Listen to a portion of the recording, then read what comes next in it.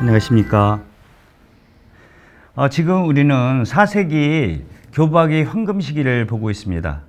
교부학의 황금 시기인 이 4세기 출발은 콘스탄티누스 황제의 종교 자유의 선언으로부터 시작되고, 그리고 니케아 공회를 거쳐서, 그리고 수많은 신학적 논쟁들, 삼위일체적 논쟁이죠.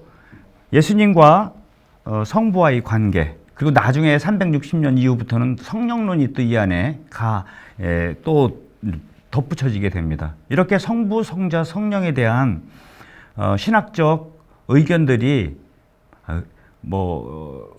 의견이라기보다도 그것도 신학적 충돌이 이제 벌어지는 아주 혼란한 시기였고, 여기에 이제 교회 정치적인 것까지 이제 포함돼서 그야말로 혼돈의 역사가 바로 이 시기였다라고 볼 수 있습니다. 이건 부정적인 표현이고요. 긍정적으로 볼 때는 그만큼 더 심화될 수 있는, 신학이 심화될 수 있는 그런 시기였다라고 할 수 있고, 전반기에 성 아타나시오가 정통신앙을 주도했다고 한다면, 아타나시오가 370년경에 돌아가시거든요. 그 바톤을 이어가지고 위대한 세 명의 가파도키아 교부들, 성 바실리오, 성 나지안주의 그레고리오, 그 다음에 성 니사의 그레고리오의 활약이 이제 눈에 띈다라는 말씀을 드렸는데, 지난 시간에 성 바실리오와 성 나지안주의 그레고리오를 봤는데, 또 다른 막내 니사의 성 그레고리오를 보도록 하겠습니다. 형이 330년경에 이제 태어났다고 한다면 이는 335년에 태어나게 됩니다. 근데 이는 어려서 원래는 그 사제직을 걸어가지 않아요. 그래서 결혼까지 이제 하게 되는데, 그 상처를 하게 되고 독신이 된 거죠. 그때 이제 나지안주의 그레고리오와 형 바실리오의 그 권유 속에서 이제 수도 생활을 이제 하게 됩니다. 지난 시간에 말씀드렸듯이 바실리오가 그 이제 교회 정치 외교의 아주 달인이라고 그러지 않았습니까? 자기 동생을 또 주교로 서품을 해요. 카이사리아의 또 다른 도시인 니사라는 동네에 이제 주교로 서품을 하게 됩니다.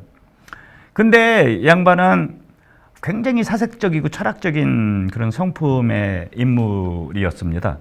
그리고 또 수도 생활에 대한 미련 때문인지 이제 사목 생활에 그렇게 이제 열성을 다하지 않게 되는데, 이제 형의 죽음과 함께 이제 본격적으로 형의 뒤를 잇기로 작정을 하게 되면서 이제 신학적 논쟁의 한복판에 이제 뛰어들게 되고요.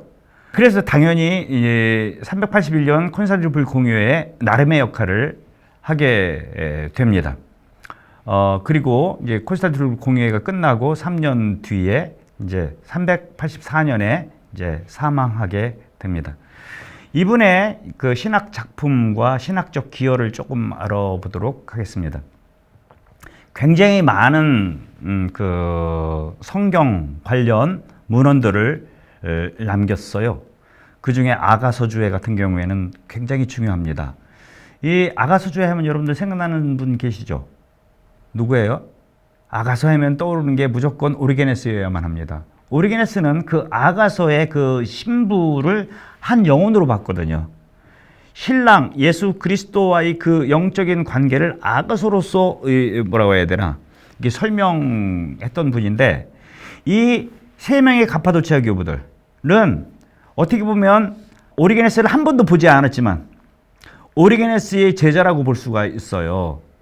그러니까 오리게네스의 제자인 그 기적의 그레고리우스가 자기 할머니의 선생이었고, 그리고 오리게네스의 수많은 책들이, 이 사람들은 당연히 그 책들을 읽을 수밖에 없었고, 이 나지안주의 그레고리우스 그리고 바실리오 같은 사람들은 이걸 안톨로지아라고 그래요. 그 오리게네스의 주요 작품들을 발췌해가지고 또 다른 책으로 단행본으로 엮어냈는데, 필로칼리아라는 아주 유명한 책을 공동으로 편집할 정도로 오리게네스에 푹 빠져 있었고, 오리게네스의 그 신학 사상이 이 세 교부들한테 기초적인 영양분의 공급원이었다라고 볼 수 있죠. 그런 차원에서 니사의 그레고리오가 아가서를 썼다라는 것은 어떻게 오리게네스의 그 영성 신학이 발전해 나가는지를 이제 알 수 있게 되는 거예요.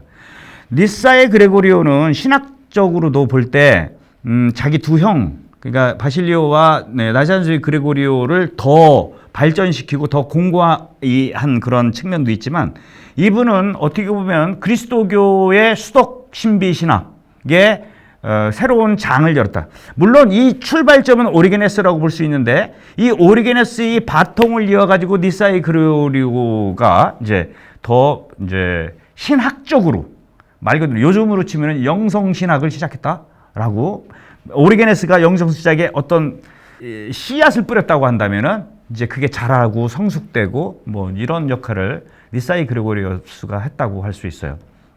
그런 차원에서 성경과 신학 작품들은 이제 나중에 이렇게 따로 기회가 되면 보겠고, 신비 신학, 그러니까 영성 신학에 관한 작품 몇 개만 소개할게요. 첫 번째는 동정이라는 책입니다. 이 양반은 원래가 결혼을 했었죠. 근데 이게 결혼한 사람으로서 동정이 얼마만큼, 여기서 동정이라는 건 수도 생활을 의미합니다. 수도 생활이 얼마만큼 복된 삶인지에 대한 수도 신학을 쓴 책이 바로 이 동정이라는 책이고요. 그리고 자기 누나, 큰 누나죠. 큰 누나 이름이 성녀 마크리나인데, 이 마크리나의 생애라는 책을 써요. 아하, 이거는 굉장히 중요한 책입니다. 여러분들, 성 아타나시오가 안토니우스의 생애라는 책을 써가지고, 이 안토니우스의 생애, 사막의 은수자, 모든 수도자들의 아버지라고 불리우는 이 안토니우의 생애를 통해 가지고 수도 신학이 기초가 이렇게 놓였잖아요. 근데 이 남자예요, 남자. 근데 최초로 한 여성 수도자에 대한 생애를 쓰는데, 그게 뭐냐면 자기 누나 마크리나의 생애죠. 여성 수도자가 어떻게 살아가야만 하는 건지, 그의 완덕에 대해서 이제 이야기한 게 이 마크리나의 생애라는 책입니다. 또 다른 책은 모세의 생애라는 책입니다. 이거는 한국말로 번역되었어요. 최익철 신부님이 쓴 건데, 번역하셨는데 번역 잘 하셨으니까 여러분들이 참조하시면 좋을 것 같습니다. 이거를 읽는 사람들은 대부분 십자가 성요한을 떠올리게 됩니다. 어두운 밤에 대해서 얘기를 하죠. 모세가 하느님을 뵐 때가 어떻게 되는 거냐면은, 제일 처음에는 환한 불 속에서 봐요. 우리가 잘 아는 탈출기 그 떨기나무 불 속에서, 밝음 속에서 봐요. 근데 시나이산의 그 구름 속에서 하느님을 보게 되고, 나중에는 어둠 속에서 보게 되는 거예요. 이는 그런 얘기예요. 이게 이제 니사의 그레고리의 아주 신학적 그 모순어법인데요. 이런 거, 하느님께서는 그 어둠 속에서 더 잘 드러난다. 이것을 그래서 밝은 어둠이라고 얘기해요. 밝은 어둠. 말이 안 되죠. 형용 모순이잖아요. 어두운 게 어떻게 밝고 밝은 게 어떻게 어두워요. 이 모세의 생애를 통해 가지고 이제 후대에 굉장히 커다란, 소위 이야기하는 부정신학이라고 해요. 테올로지아 아포파티카의 아주 기본적인 노선이, 이제 그림이 이 모세의 생애에 담겨져 있습니다. 언제 시간이 되면은 이 책 한번 읽어보면은 너무 좋을 것 같아요. 하느님을 닮고 하느님을 알아가는 과정이 우리 영성 생활에 그 심화되는 것인데, 이 심화의 길은 끊임이 없다. 어떤 데는 어둠 안에서 주님께서 이렇게 나타나시기도 한다. 그래서 이는 엑스타시스를 이야기하지 않아요. 그러니까 하느님과 우리 영혼이 이제 혼연일치가 되는 건데요. 이 엑스타시스의 대표적인 주자가 누구냐면 성 아우구스티누스 뭐 이런 분인데, 이 양반은 그렇게 긍정적으로 하느님과 진짜로 일치할 수 있느냐? 그렇지 않다라는 거예요. 아가서를 보게 되면은 아가서의 그 하룻밤, 첫날 밤을 신랑 신부가 같이 지내요. 근데 그 다음날 일어나면 그 신랑은 또 없어지는 거예요. 그러면 이 신부는 뭐냐면 그 신랑을 찾아서 또 막 따라가는 겁니다. 그러니까 궁극적인 일치는 이 세상에 없다. 이 세상에서는 끊임없이 하느님은 우리를 목마르게 하는 사람이다. 분이다. 우리가 하느님을 더 알 수 있는 길은, 내가 더 모른다고 할 때 하느님을 더 알고 싶어 한다. 맛있는 것도 먹어본 사람이 알잖아요. 하느님도 우리에게 먹히는 존재지만 우리를 포만시키지 않는다. 그래서 인간은 끊임없이 그분을 향해서 나아가야 된다. 이게 그 유명한 에펙테이시스라는 겁니다. 끊임없은 진전, 끊임없이 나아감. 그 완성된 때는 언제다? 하느님 나라에서 그분을 직접 뵌 그날까지 끊임없는 영적 성숙의 긴 과정 속에 우리 인간은 있다. 이게 이제 모세의 생애뿐만 아니고 그의 기본적인 영성 신학 안에 이제 베이스가 되는 건데요. 이 가파도치아 교부들은 4세기에 있어서 굉장히 중요한 분들입니다. 이 세 교부들은 신학의 여러 가지 주제들을 신학적으로 심화시킨 분들이라고. 그러니까 본연의 의미의 테올로기야. 이건 신학이죠. 테올로지. 이 말 두 개가 붙을 거거든요. 테오스. 하느님, 로고스, 말씀. 하느님에 관한 이야기가 신학이에요. 이것이 본연의 신학이 될수록 했던 인물들이다.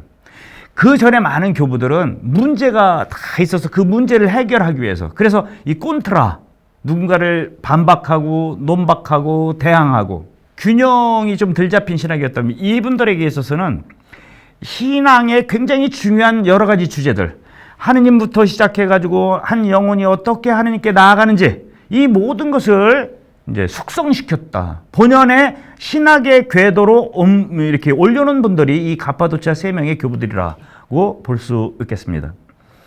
무엇보다도 이들이 가장 장점은 뭐냐면은 신학 용어를 정리했다. 올바르고 적합한 개념과 용어를 사용함으로써 소모적인 오해, 장황한 설명을 필요 없게 만들었다라는 이야기겠죠. 일례로 바실리오 같은 경우에는 니체아 공예가 모호하게 했던 우시아와 휘포스타시스, 그러니까 하느님 안에 있는 본성이라는 매우 중요한 개념과 위격이라는 중요한 개념이 어떻게 되는지, 이 이야기를 그 유명한 정식 미아 우시아 트레이스 휘포스타시스라는 정식을 도출해냈고, 이것을 토대로 해가지고 나잔주의 그레고리우스는 니케아 공예의 핵심 개념이었던 호모우시우스라는 개념을 성령에게까지 이제 적용하게 되고, 테오스, 하느님이라는 그 용어를 이제 성령에게까지 확대 적용하게 되죠. 그리고 성령의 발출에 대해서도 새로운 개념을 만들어 내기도 했다. 이렇게 그들은 호모우시우스라는 순수 철학적 용어를, 이 철학 용어를 가지고 우리 신앙의 신비를 설명한다는 게 대입이 안 되는 거예요, 원래가. 근데 이 호모우시우스라는 원래 철학적 용어를 뛰어넘는 신앙의 신비로 신학화해 간 거예요. 이게 무슨 말씀? 글쎄요. 호모우시우스는 세속의 말이지만 그 세속이 말 마디만 따왔을 뿐이지, 이 세 교부들을 위시한 이 4세기 위대한 교부들이 신학적 논쟁을 통해 가지고 세속 인간의 언어 호모우시우스를 뛰어넘는 하느님의 신비를 설명하려고 했다라고 이야기할 수 있습니다. 이런 차원에서 후대 신학자들은 이 가파도치아 교부들을 신니케아주의자들이라고 부릅니다. 원래 니케아 공예 주의자의 대표는 성 아타나시오스였죠. 근데 아타나시오스는 부러졌어요. 5번이나 귀향을 가고. 근데 이는 그런 것 없이도 충분히 이해시켰다. 물론 시간이 경과했고 그만큼 이제 서스펜션이 우리 그리스도교 내에서 있었기도 했겠지만, 이런 위대한 세 명의 신학자들의 공로에 의해서 이제 그게 이해가 됐다라는 얘기예요. 뿐만 아니고 이게 삼위일체론의 획기적인 공로를 했고요. 또 하나는 아폴리나리우스파, 바실리오 때는 적극적이지 않았지만 나잔소의 그리고리오와 니사의 그리고리오는 바로 이 라오디케아의 아폴리나리우스의 주장하는 그리스도론이 얼마만큼 위험한지를 깨닫게 되는 거예요. 아직 4세기에는 등장하지 않습니다. 이제 다음 시간에 우리가 배울 5세기에 들어가면은 제일 첫 번째 5세기의 공예가 뭐냐면은 에페소 공예예요. 430년에 이루어지는 공예인데, 이 공예의 문제가 뭐냐면 그리스도가 누구냐예요. 그리스도라는 한 위격, 인격 안에 어떻게 신성과 인성이 합치되느냐.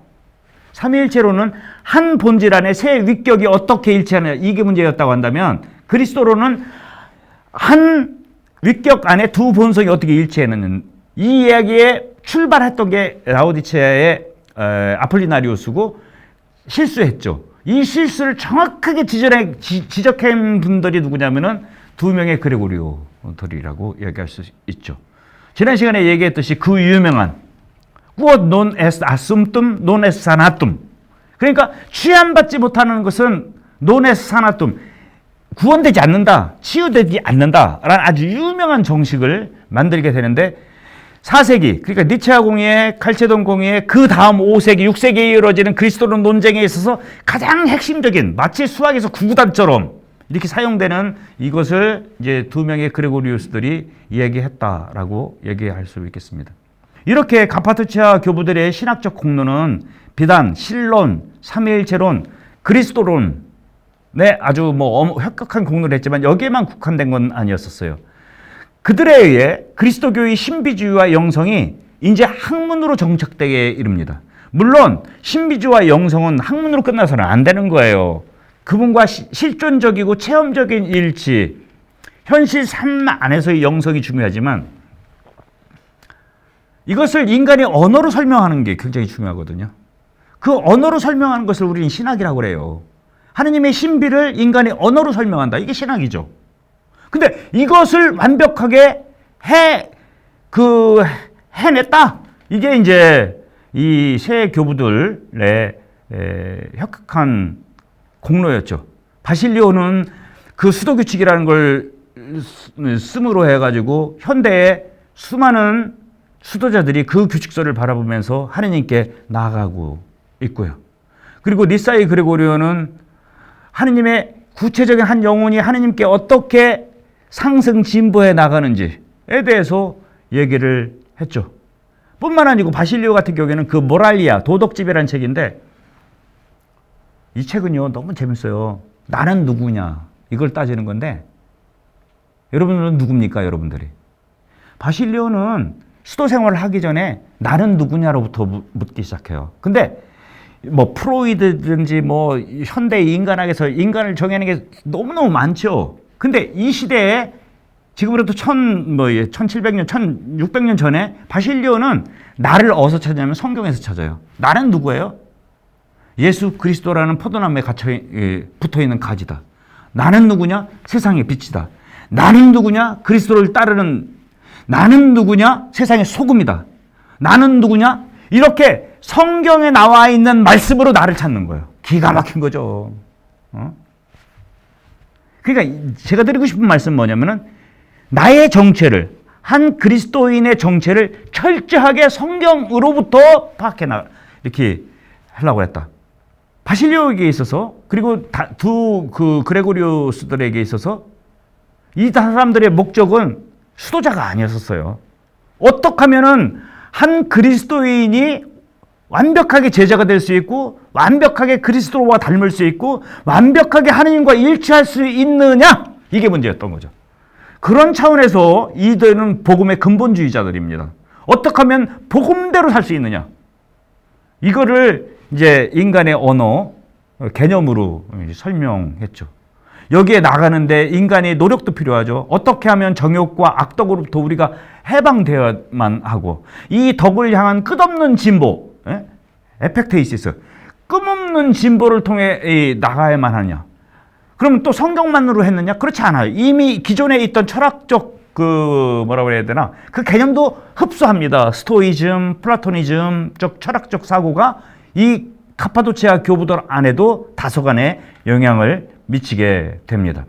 이렇게 카파도치아 교부들은 4세기의 그 풍요로움을 가장 잘 보여주는 교부들이라고 할 수 있습니다. 물론 이 4세기의 교부들이 이들로 다 되는 건 아니에요. 더 많이 있죠. 동방의 힐라리우스, 암브로시오, 우리가 잘 아는 그 위대한 성 아우구스티누스 다 4세기, 5세기 분들이거든요.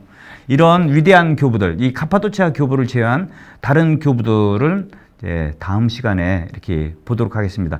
가장 핵심적인 분들이에요. 미리 조금 얘기하자면은 성 암브로시오, 성 아우스팅, 성 예로니모, 성 힐라리오, 그 한두 번쯤은 다 들어봤던 그 위대한 교부들을 이제 이 황금기 마지막 시간에 보도록 하겠습니다. 그럼 다음에 뵐 때까지 안녕히 계십시오.